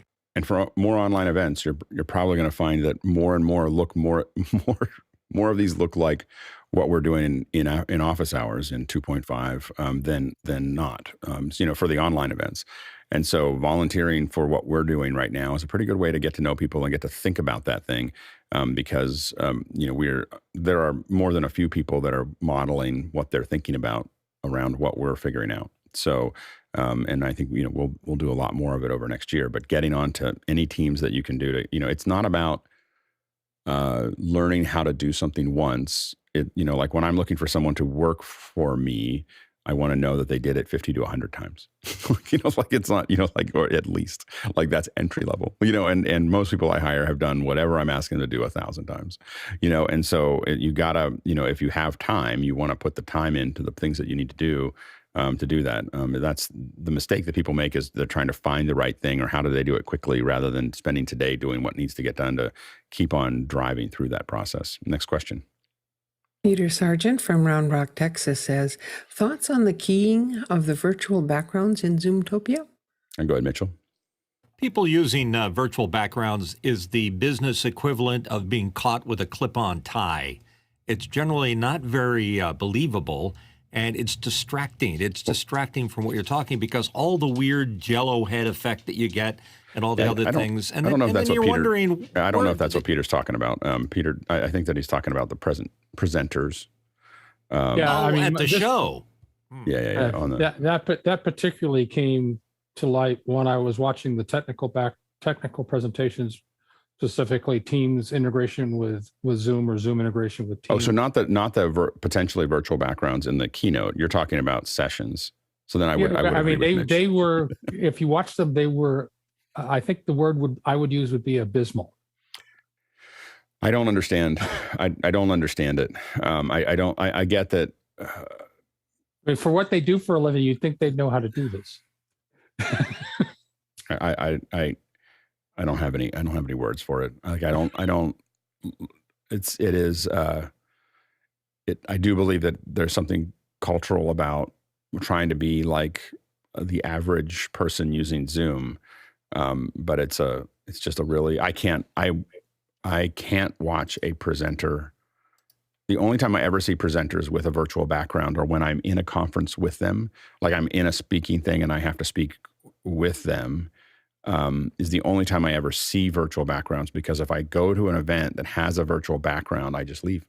It's like, it's gotten to the same point. If I'm listening to a radio show and someone calls in, if I hear that phone, bless you. Sorry about that. If I hear that phone, I will literally, someone call in to answer something, a representative or somebody else, I just stop listening. I just turn it off.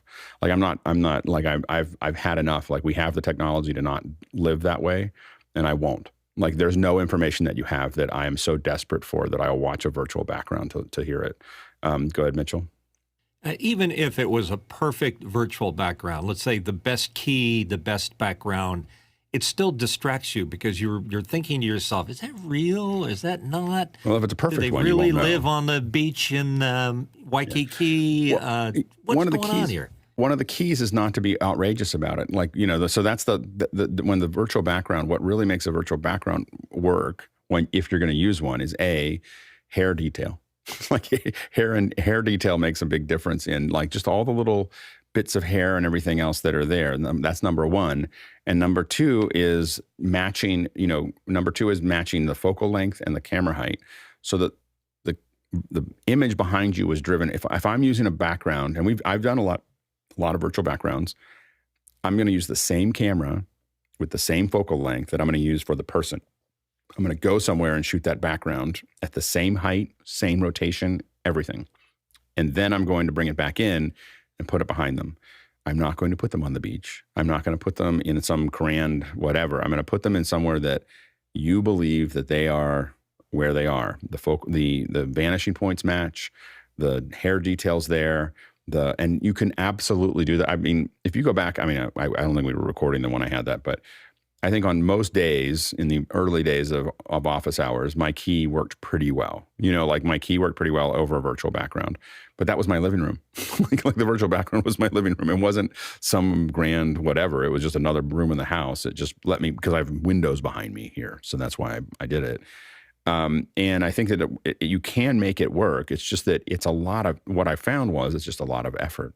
It's a lot of effort to have the green screen work that well, and I wasn't sure if it was worth doing that because it just, I don't think that there was enough ROI, which is why I switched to a gray screen. And you're expecting them to show good taste in what they put back there, which isn't always the case. What was interesting is I was speaking at, I don't remember what event I was speaking at, but it was some virtual event, and they gave me a background, and I said, I got to tell you, I'm not going to put that behind me. Like I'm not going to do that.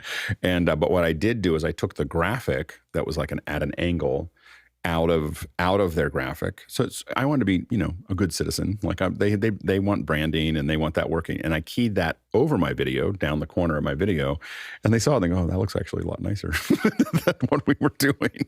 I was like, you can still brand it. You can still put something on the front part of it that says wherever you're at. It's just that stop doing the back thing. And again, I think the gray screen is a great way to just say, I don't know what I'm going to do here. I'm going to just make that work. Go ahead, Jeff. So Mitch, I guess you're not a fan of the animated moving virtual background, like they're on a roller coaster or something. So much worse. Okay. Yeah, I'm kidding. No thanks. So Alex, you actually it was a little while ago. It was a webinar you were on for, I think, a Vixar, if I'm remembering correctly. Vixia, yeah. And they themselves, unfortunately, did a really horrible job of putting it behind themselves. That was the one I think that's the one that I mentioned I did was I took their graphic and I put it over top of my video so that I wanted to still give them the branding that they wanted. I just wasn't willing to put it behind me. I will say I did give a little hack to a friend of mine. She's not presenting, but she just needs to use it for her business meetings, especially when they're at working from home. The trick I gave her is, and she started a new job with a new company. I said, from day one, pick a virtual background, something simple, that won't look bad. And then that way, when you're traveling, and especially you don't tell them you're traveling, it's the same virtual background. They don't know you're somewhere else. So yeah, I think that's where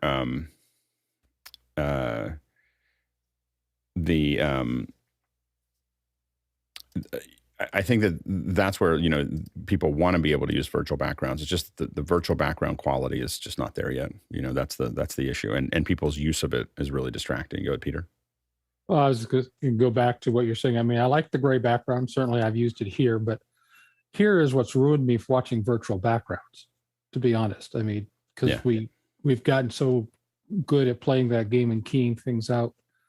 But yesterday, I mean, what was interesting is they were trying to use a solid color virtual background and still couldn't get the keying right. I mean, so it was blue, as an example. Behind you would have been a light blue. Yeah. It's with a nice white line around your body. Mm-hmm. Mitchell? If they win a winner, they need to work on virtual foregrounds of people sitting there going, yeah, great. There you go. And just loop it. Next question. Andy Kokendorfer from Vera, Florida says, could ZoomIQ, that's AI-powered presenter monitoring, be used to train hosts and speakers? And he has a link. I think it was an interesting thing to train hosts and speakers via the IQ, the ZoomIQ. So basically, it gives you feedback of what you're doing, and it's watching you and giving. And I think that as a general purpose, hey, go do this before you come on. It could be a really good tool to make that, just to tighten that up a little bit, and not have to have someone sitting there. It gives someone who hasn't done this very much the ability to kind of move up a little bit before they start talking to a human. I don't think it's going to replace lots of practice and human review and guidance, but I think that it could get you figuring a couple things out before you get in. Next question. Chris Van Wyck from Emeryville, California. How much, if any, do you think that office hours was influential in the creation of these new features at Zoom? Go ahead, Mitchell. Mr. Fenwick, I wouldn't come right out and say that we influenced the effects, but I would say we helped create a nutrient-rich environment for it. Next question. Chris Widener, Lafayette, Indiana. Bundle essential apps in Zoom. Do we know if this will affect the Zoom ISO licensing or question mark? I don't think so. I think the bundling has to do with other products. I don't think the ISO is going to be part of the bundling, but I don't know that for sure. It's something you can ask tomorrow when folks from the team are here. Next question. Paul Walhus from Austin, Texas writes, what Zoomapalooza sessions are the hottest today? There's the sessions in this morning. I don't know what the name of the sessions are, but Andy and Sam. Andy's doing one at 9:30, and Sam is doing one, I think, at 11:15. And I think that those are the ones that we're going to watch, so as much as we can. So I think that those are the ones we'll do, and then they're going to be here tomorrow. So, so I think that those are the ones we want to pay attention to. Go ahead, Bill. I'm desperately interested in, are they recording them and putting them back up? I unfortunately have a annual physical that I missed last year that's scheduled tomorrow. I can't watch. So do we know how soon they're going to go up? I think that they're going to go up soon after, but I'm not certain. Yeah, I don't know what the situation Fingers is. crossed I'll be able to watch them this afternoon. Yeah. Next question. Chris Widener, Lafayette, Indiana says, do we know what ZoomIQ virtual coach that was announced or how interactive it will be for training? Yeah, I think that we don't know enough about it right now, but I think that it could be a pretty interesting product. Go ahead, Courtney. Does it come with a little box with a pantograph and a boxing glove on it that comes out and punches you in the face? Exactly. That would be great. Next question. And Josh Kaufman from Pittsburgh, Pennsylvania. Zoom's choice of not safe for work entertainment was surprising to some. Thoughts about the reasoning why an enterprise-focused service made this style choice? Are they following a rising trend or trying to set one? A good strategy to follow? Go ahead, Jeff. I'm glad it wasn't me that asked it, but I certainly was wondering the same thing. I love Alex. Especially her work as a voiceover, and particularly, I don't know that she's known for being a stand-up comic. The interesting juxtaposition there is comedians, especially when they're doing corporate gigs, increasingly, of course, are given a whole list of topics not to discuss. And now, frankly, the list is probably shorter, just say what you can. So they really have to be PG in their topics, and she did that. So I wonder if the executives knew how salty her language was going to be. It was really weird. So PG content, grown-up language. And I thought it was a very odd combination for what the event was. I was dying to be a fly on the wall of the execs when they were hearing this, because I doubt they knew she was going to do all that. Well, they might have. I don't know why that was chosen. It's definitely not a choice that I would have done. So I guess this is, I'm not, So I was a little surprised, I admit, and a little taken back by the performance I've streamed hundreds of keynotes, so I've watched a lot of them. I don't think I have ever seen a comedian brought up before the show that I liked, that I thought was good. The only one, I guess there was a George Bush impersonator that was back when George Bush was president. This was a long time ago. That was pretty funny. Like he just had the kind of the George Bush thing, and we made him stretch. The funniest part, I think the reason I remember it is that our main speaker was late, and we made him stretch for 15 minutes, and he was way funnier when he got out of the lines that he had, and he just had to be George Bush for 15 minutes with no script, and he just was great, and he was still appropriate and funny and talking to people, and he obviously knew his stuff, and I was very impressed that he was able to stretch for 15 minutes without any script, never dropped character. Don't like broccoli, don't like it at all. Not George W. is what he was referring to. We should have done both of them. That would have been two for the price of one. Yeah, exactly. So anyway, I thought that one was pretty funny. But outside of that, I don't like it, and I just don't like. I just feel like I'm not. I think that the big thing, the challenge with keynotes in general is that most of us just want the protein. Like we're not interested in all the other things on the plate, and so we don't want to hear personal stories. We don't want to hear things. We just want to know what you released, and you can have a couple things that are going to be contextual that show and I think that again, I think that the two best examples of a keynote is really Frame.io and Frame.io's last one before they were bought by Adobe is probably the best small keynote that was produced. And Apple's just keep getting better. And I think that Apple's ruining it for everybody, because I don't think that when you get used to watching their movies about their products, the stage experience just gets worse and worse and worse. The experience of someone being on a stage is just, I find it to be brutal. It's just brutal to watch. I have a hard time keeping my eyes open now. And that's not a thing with Zoom.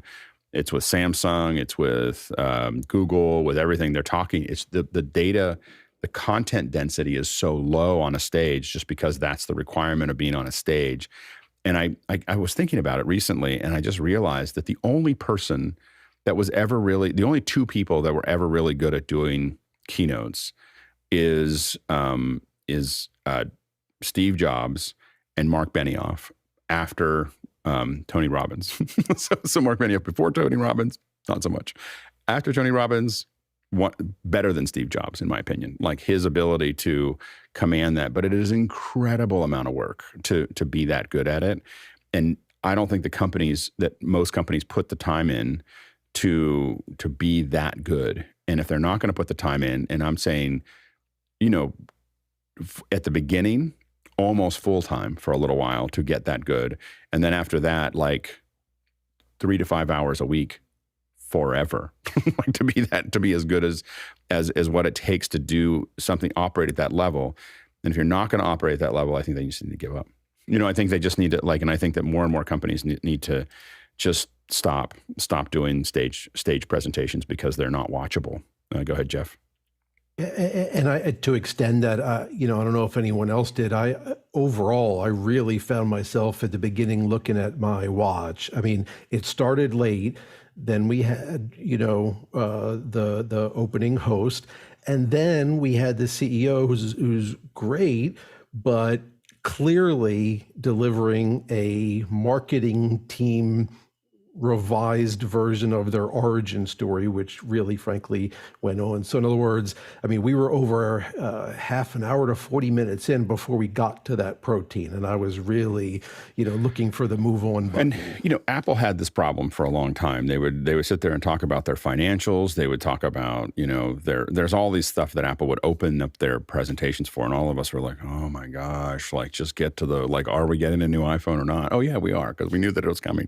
Like, just tell us what's new in the camera. Like, that's all we want. Like, when you watch an iPhone thing, all you're asking for is, so what's the new camera?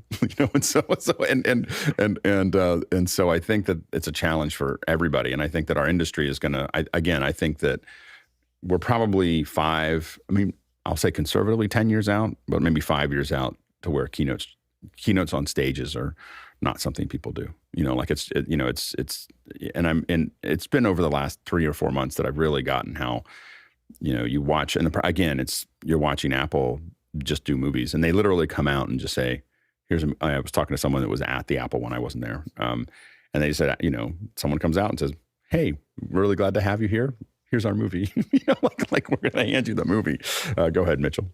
There's never going to be another Steve Jobs, and anybody that tries to emulate him or do what made Steve successful really looks bad. And I also hate seeing CEOs step up and try to do something outside their comfort zone, like funny, unless they've got a really good writer, or ones that act in a little sketch or do something.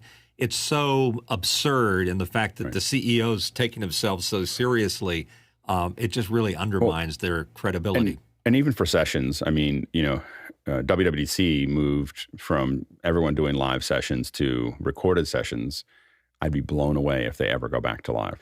Like, I would just be blown away if those sessions ever go back to a live presentation, because the recorded ones are so much better. So go ahead, Courtney.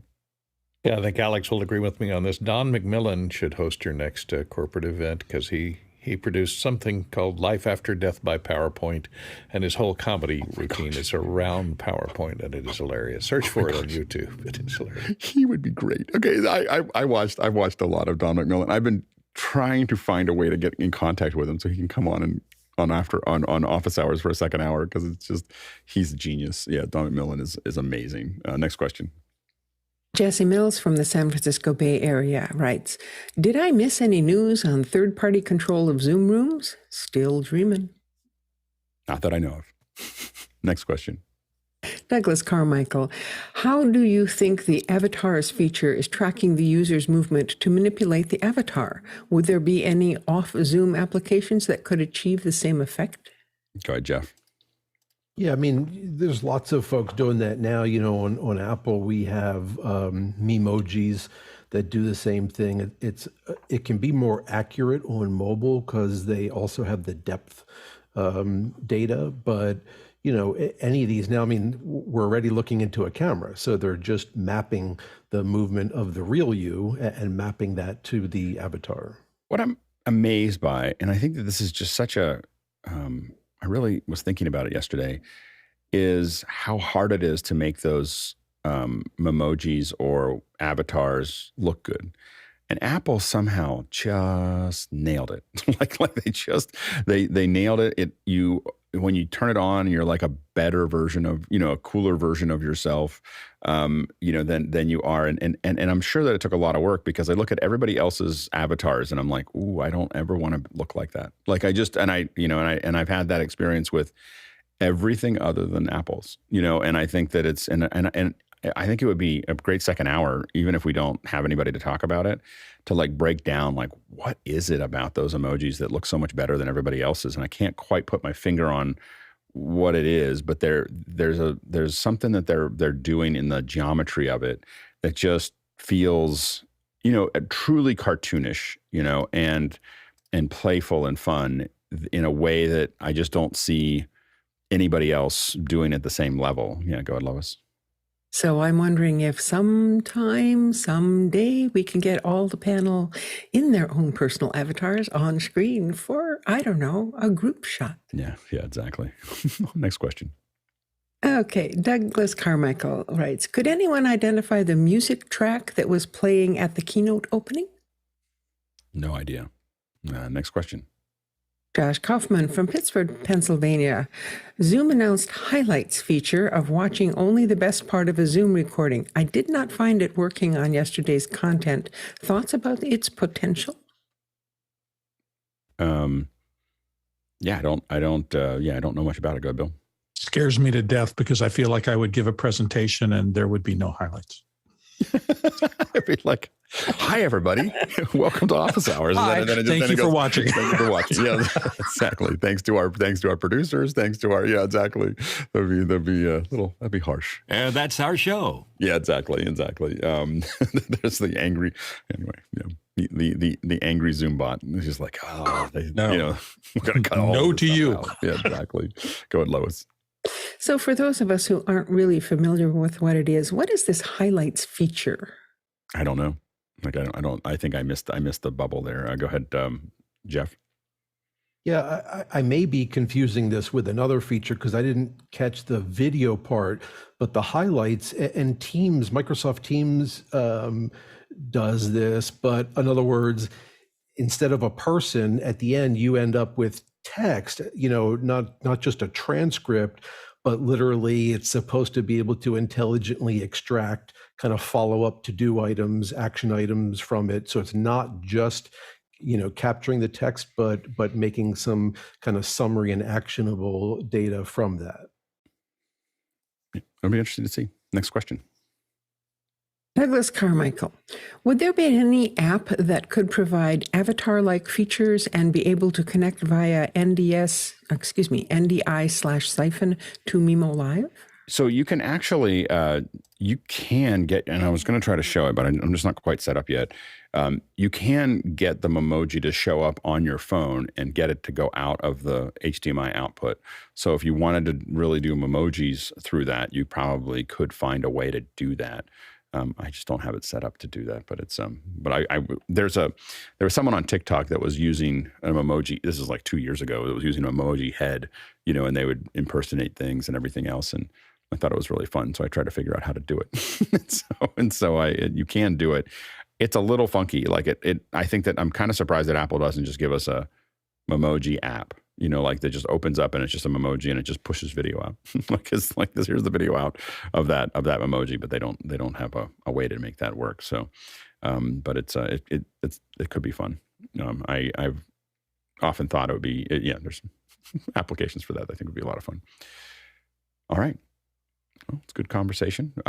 A reminder that tomorrow the Zoom team will actually be here and talking about a lot of the features and answering your questions, and kind of walking you through all of those details. So it'll be really fun if you're really looking for the technical answers to what we're talking about. I think it's going to be a great second hour. So stay tuned for that.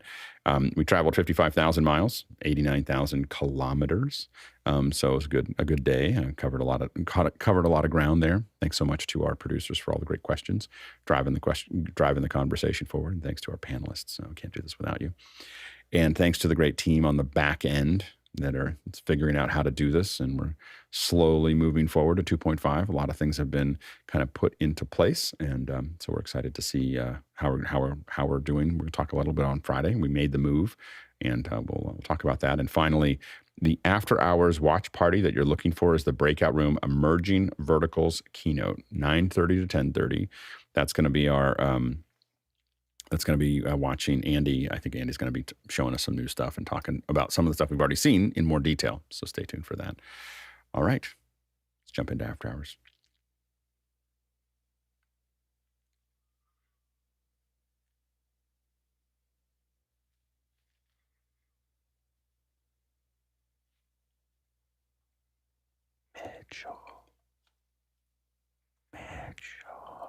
This is where Lois gets to get up on that Blue Yeti. It's quiet. Quiet. Okay, all together.